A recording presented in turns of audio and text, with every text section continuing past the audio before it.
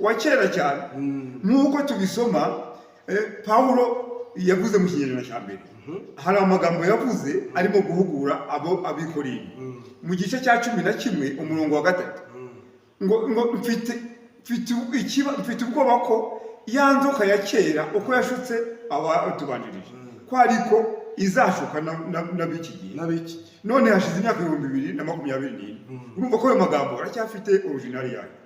Iyi nzoka rero ya kera iracyashuka abantu badafite Yesu ngo abereke uburiganya bwa Satani. Itorero rimaze imyaka 90 rivutse ADP, itorero ry'umwuka uhereye mu isezerano rya kera ukageza muri Maraki, nta hantu bigeze Bibiliya yigaragaza ko umugore akwiye kuba umushumba. Ntaho rwose no mu isezerano rishya nta hantu na hamwe iryo jambo riri ryanditse. Oya harimo umupasiteri aba ari umugabo w'umugore umwe. Izayi iyi Bibiliya yayisomeye yayikuye.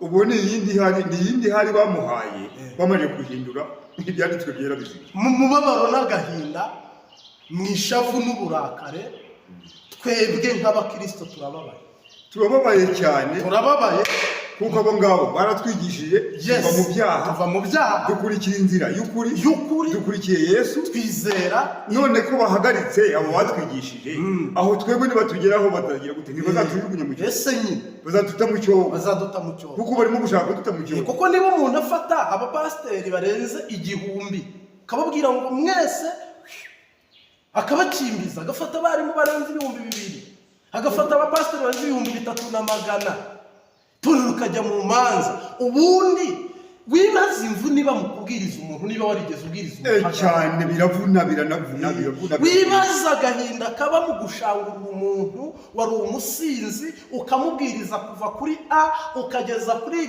umuntu agakizwa akaba umudiyakoni akaba mwarimu akaba pasiteri, yagera imbere ati amafaranga abaye make mbare kabiri mwasutse mwese. Ibyo bintu ni uburiganya n'ubushukanyi wa mushukanyi cyangwa se niba wa mugani bavuga ngo iyo abaye make hari gupfiza, ubwo n'amafaranga nayo abaye make muyaharirizayi kuko amafaranga abaye make ubwo nizayi muri buyaharire kabari buyahembe. Ariko se ubundi mwayamuhaye ariko akareka abantu bakajya mu wana mugani yabaye amafaranga yarayakiriye akayabona, ariko noneho akareka imihamagaro yigakomeza. Ariko ubundi yasanze ari uruganda, ndabizi yasanze itorero ari uruganda. Ntabwo itorero ari kapani, itorero si uruganda, itorero ntabwo ari umushinga, si umushinga. Tuvuga ngo ryahombye, itorero rihomba rite? Bavuga ngo itorero ryarahombye. Riracuruza se nyine. None se mu byaha havamo amafaranga? Mu byaha havamo amafaranga. Iyo umuntu yatanze ibyaha hanyuma agahabwa agakiza akavuye mu ijambo ry'Imana, ahubwo se mu byo Yesu batumamo amafaranga, n'ayarimo abatuma mu bintu Yesu adutuma harimo amafaranga. Ntabwo sinzi aho babisomye, sinzi aho babikuye. Uyu muhamagaro, ibi bintu biri kuba mu itorero ry'Imana ADP, mu bintu Yesu Kristo yabatumye harimo amafaranga. Ariko biranababaje rero nk'uburyo bintu bikora Yesu ahagaze akabibemerera. Umbaze abaterera kashe. Ahubwo si ibintu babanza kugisha inama abakristo. Inama yiyi hari ijambo rivuga muri Yesaya ngo muze tujye inama. Niko Uwiteka avuga. Nuruhe rusengero baba barakoreshejwe inama? Nta na rumwe. Ibintu twagiye kubona tubona biraba. Tubonye uburyo baje badufungira isengero twiyubakiye twishyiriye aho ngo tujye twubaka mu misanzu itandukanye, umwe azana 1000, udafite amafaranga azana umutwe, udafite umutwe azana umutungo we, buri kimwe cyose turateranya kugira ngo twiyubakire aho kuba. Nka kwa kundi abandi bari kumwe na Eliya barimo kuvuga ngo aho kuba habaye hatoya reka twiyubakire ahagutse. Urambwira ko iki kibazo Izayi ari guteza, cyangwa se aka kaga Izayi azanye? Bundi Izayi uvuka mu cyahoze ari perefegitura ya Cyangugu, dogiteri Izayi wanakoze muri bake kaza kuvamo akaba pasiteri. Ibi bintu Izayi yazanye Bibiliya iravugurwa, ijambo ry'Imana riravugurwa. Nzi ko nguko nariri kera n'uyu munsi niko iki Izayi abikuye. Izayi ahantu abikuye niho bakabaye badufasha abakurikirana Ambirasi TV. Uri kumva ko na Ambirasi nyine idakumirwa, na Ambirasi ikumirwa. Niyo mpamvu ufite icyo kibazo cyo kujyanwa kwa muganga mukuru witwa Yesu aze ajye muri ambulance irahari imutware hanyuma ajye gutunganywa. Na Izayi rero arajyamo muri ambulance kugira ngo ajye gutunganywa. nawe akwiye kwihana rwose. Yabikuye hehe mu by'ukuri yabisomye? Ariko ubundi ni Izayi, ni Izayasi, Izayi, Yesaya cyangwa none se Yesaya yavuze rwose biriya bice 66 nta hantu yigeze ahangara gukora biriya Izayi akoze. Nta naha yabikuye hehe yabisomye? Mwatubwiye gose muri comment mwatubwiye abamwegera hafi aho mukamutubwirira mukamutubariza hanyuma mukatubwira muri comment. Nyamara ndabivuga ushobora gusanga itorero ryaragurishijwe tukaba twaranagurishijwe, ubu bintu bikaba bigiye kuba bifasha undi murongo, kuko njya numva ngo hari umuntu ugurisha itorero bikajya n'ikuzimu, kandi kuzimu nta naho tuzi, nta n'uhareba, nta n'uhabona. Ariko hari igihe abapasiteri bagurisha abakirisito babo badutangamo ingwate, bakadutanga ingwate kuri banki, hanyuma twe tukajya dutanga ubwitange bakabujyana kwishyura kuri banki. Ibyo twabimenya tukabwira Imana igaduha mwihangane ndaje. Koko urabona itorero rijya gupfa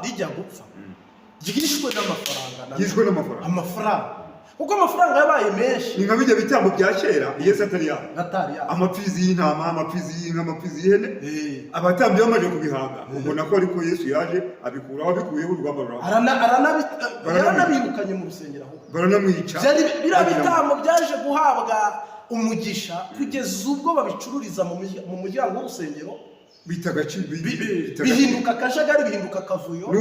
N'ubu niho bigeze. N'ubu rero amafaranga arabikoze, yabaye ibitambo nka bya kera, kuko ugezeho arahembwe 5 arahembwe 4 yazireba, ariko ntiyibuka aho ziva, ko ari kuri wa mukristo utura igiceri cya veni, wa mukene ngo nawe nibura ashyigikira ubugingo bwe n'umubiri we kuzabona Kristo. Ubundi bakagura mu modoka bagashyiramo bakagira business. Ibyo bintu tukabimenya nk'abakristo, ariko tukabura, ntabwo baza ngo dukorane inama nka kwa kundi muri Yesaya avuga ngo muze tujye inama. Ntabwo tujye inama. None habura iki? Kwa DPR ifite abahanuzi, ikagira abadogiteri, ikaba ifite amafaranga, ikagira abigisha, ikaba ifite abakristo bageze muri miliyoni hafi 3 habura iki ngo DPR ikaba ahubwo ari yirutanze, ari iri guseba ku musozi? Ubundi iyo Yesu yinjiye mu muntu icyaha kirasohoka. Hanyuma rero iyo icyaha kinjiye ubwo Yesu ahita yigendera, kuko ubu muhangikanye. Niyo mpamvu buriya Yesu baramubangikanyije, hanyuma Yesu yigira aho agomba kujya, arabarebera gusa, arimo kureba ibyo urimo gukora. Niyo mpamvu kuri Ambulance TV tuvuze ibi ngibi kugira ngo rwose udukurikira uzakurikirana iyi Ambulance TV iki kiganiro aza rwose nawe azumve umwanya yahagararamo. Ari icyaha nikinjira Yesu azagera ku ruhande, ariko Yesu iyo yinjiye ibyaha birasohoka bikajya hanze. Ariko tunibaze mu buzima busanzwe, amadini asinye itegeko ryitwa ngo turemera kuba abafatanyabikorwa na leta. Iyo wirukanye abantu 200,000 ubundi nta mutwaro ukoreye, aba ari umutwaro leta bigiye gufasha. Koko harimo abarimu bakodeshaga amazu, harimo abapasiteri bakodeshaga amazu, harimo abantu batandukanye bari batunzwe no guhaha, abana babo bigaga, abakazana babo, abakwe babo, abuzukuru. Uwaje umugati uyu munsi ugafata abantu nk'abo ugahita ubwira uti mwese mwicara. Hariho ubukene buhari, hari hoteli nk'iri yitagurishwa ngo isove mu kibazo nk'iki. Ubohereje mu kahe kazi? Ko Yesu yabohereje mu kazi ke, wowe ubohereje mu kahe kazi? Ko Yesu we abahamagarira gukora, ndetse akababwira ngo mu mvura ntimutinye imvura, ntimutinye ibihu cyangwa imbeho nyinshi, ngo masarura n'imirimo bishize tuzatunda imiba tunezerewe. None ibisarurwa bibaye ibyo urasarura wenyine. None se uba ari ubisarure wenyine? Ahubwo se arabishobora. Ahubwo se yabishobora nyine.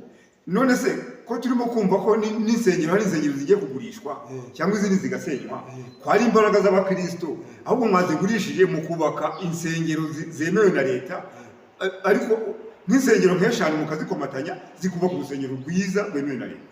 Ariko mudakoze. Erega leta ibyivuga nta n'amakosa irimo. N'Imana ni nziza, ibaheza, n'Imana ntinake. ubundi niba abantu bubaka hoteli ya miliyari 7 nabona umukristo w'umukene wayubatse urusengero rwabananira ntabwo rwananira. none se niba abakristo biremamo imbaraga bakishakamo igisubizo bagashobora kubaka rwa rusengero rwa miliyoni 10 zo mu cyaro 30 zo ntibagubaka. Erega umukristo yeretse ibyaha, iyo Yesu amwinjiyemo ibyaha bigasohoka, ubushobozi bwose buzana na Yesu. Rero nagira ngo mbwire abantu ko nje sinemeranya na gataba abantu bavuga ngo ni ikibazo cy'ubukene bwatumye abantu biruka.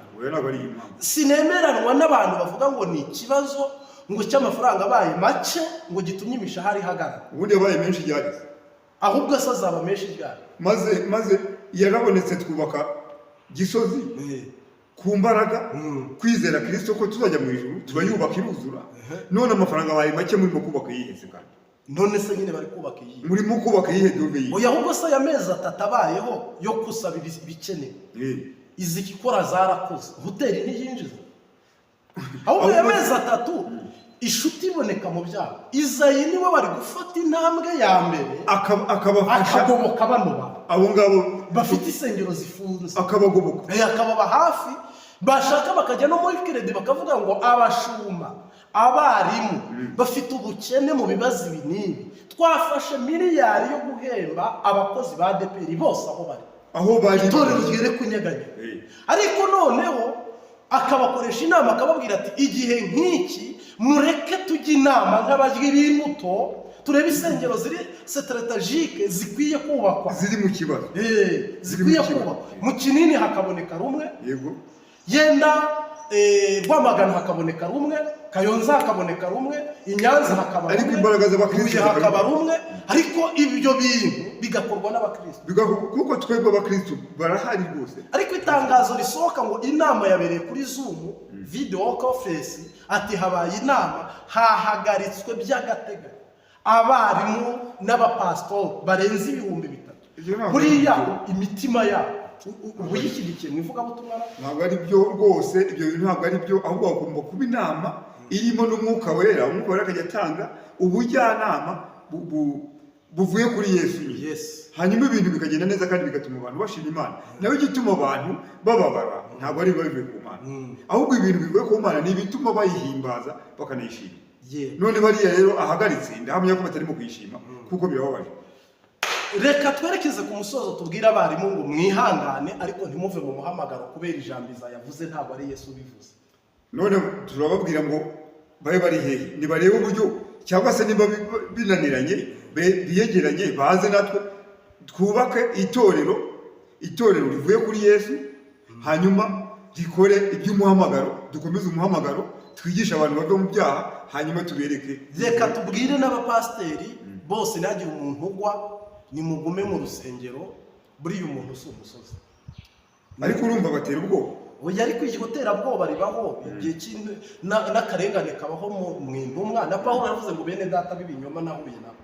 Ntabwo iki basubira ngo bitwa inga 39 ngo kenshi naraye umuhengeri nirigwamo, ngo kenshi ubwato bwaramenekaga nkagenda n'igice kimwe cyabo, ngo kenshi nahuye na bene data rero babangaza. Ubu rero tuvuge ngo nta solution yindi hari, ahubwo tubwira abantu ngo gukizwa kurakomeje. Gukizwa byo ni ngombwa, gukizwa kurakomeje. Ahantu ho kuva ni hamwe mu byaha, hanyuma kujya kujya mu ijuru. Gahunda niyo ngiye, nta yindi nzira, nta handi wanyura, nta handi wabona. Yesu niwe nzira n'ukuri n'ubugingo, ntawe ujya kwa data atamujyanye. By'amafaranga ku ruhande, iby'amafaranga ku ruhande kuko biri mu yindi nzira, biri mu yindi nzira. Reka dukomeze inzira yo kujya mu ijuru, duhure na Yesu kuko yaravuze ngo nzagaruka mbajyane. Abazajyana ni bande? Ntabwo arimo gukomeza muri iyo nzira Yesu azanyura amaze. Ndiyo. Naho izindi nzira ziri ku ruhande z'amafaranga n'ibindi no kugongana no gutongana no gushwanira byitwa inyongera. Ibyo ngibyo ni byo kwa Dema. Bagarutse ku kibazo cy'ishimutwa cyangwa cyo kugambanira cyangwa cyo guhohotera kwabayeho muri ADEPR cyangwa cyo gusuzugurwa. Iki kibazo ni ikibazo giteye umubabaro n'agahinda cyane. Abantu baravunye, abantu batema ikime, batubwiriza ubutumwa tuva mu byaha, bazamuka umusozi baravunika, bamanuka uwundi, bubaka insengero. Yesu abashishikariza ko bamamaza ubwo butumwa bwiza, barabikora. None ADEPR imaze kwirukana 600,000. Irabaha n'ibyo bakoze se na magana. Irabaha n'ibyo bakoze. Ikibazo si ukubaha ibyo bakoze. Ubundi Yesu Kristo arirukana. Nge nicyo nibaza. Ntabwo mbyumva neza nanjye, kuko Yesu ntigeze yirukana. Yesu ntigeze yirukana. Yigeze abwira n'abigishwa ngo mureke abana bato baza. Ibisarurwa ni byinshi, ariko basaruzi ni bakeya. Niki kiri kuba gituma Izayi, Dr. Izayi Reverend Pasteur uhaguruka ukirukana abakozi barenze 600,000? Niya nzoka ya kera mushukanye. Niya nzoka ya kera. Uko yinjiye muri Edeni kajya gushuka abo muri Edeni, Imana yari yabishyiriyemo. Iri torero rishobora kuba ryaragambanye cyangwa ryaranagurishijwe, hakaba hari rwiyemezamirimo wo muri Oman cyangwa muri Arabia Saudite akaba yarariguze. Ubushije havuzwe ko hazamuwe idarapo ry'abatinganyi i Nyarugenge. Bagomba kuba ari bo barifashe. Noneho twe tubyumvise turavuga ati buriya naye abanyamakuru n'abantu basabye itorero n'abantu badakunda itorero. Bukeye twumva indi nkuru y'akasamutwe, hagiye kwatswa umuhamagaro wo gutanga cyangwa guhesha uburenganzira abamama kuba abashumba, gusezeranya umusore n'umukobwa. Ibyo bintu babikubiye mu by'ukuri. Nk'abo basomye Bibiliya w'inararibonye mu myaka irenze 40, muyobozi ndetse mu itorero rya ADEPR ryaturize, hari ahantu na hamwe bigeze batwigisha nibura uwo muhamagaro uzamo. Uwo muhamagaro uzamwe na Izayi. Sinzi aho ukuye, rwose na ambulance TV. Buri gihe uzatwara zira za TV zose. Umuntu wese ufite ikibazo kijyanye no kumenya ukuri, kijyanye no kumenya ukuri, twamubwira ngo sura Ambulance TV. Ambulance TV nayisure, arasangaho ukuri, agere ku kuri nyakuri rwose. Nk'ukuri kubibona ku ifoto na Tamuneri tugaho bikuye. Cyakora bibwiwe na wa mushukanye wa kera kanye kwa Dema, bagiye gucukura kwa Dema mu kirombe cya Dema baragwamo. Ubwo rero bene data rwose mwihangane, mukomeze muhure na Yesu aza kujyana. Amen. Tubabwire ngo ciao na Ambulance TV. Imana ibaho umugisha, wasezera abantu. Murakoze cyane gukomera mu nzira y'ukuri. Nyabona mukomere, buriya hari n'abandi. Buri twebwe natwe abakristo, natwe ngo tugiye kuza niduhura n'icyo kibazo tuzagira ingorane zirenze izo ngizo. Reka rero dufatane mu maboko, dufatane mu mugongo, dushyigikirane kugira ngo duhure na Yesu ari mu kuza.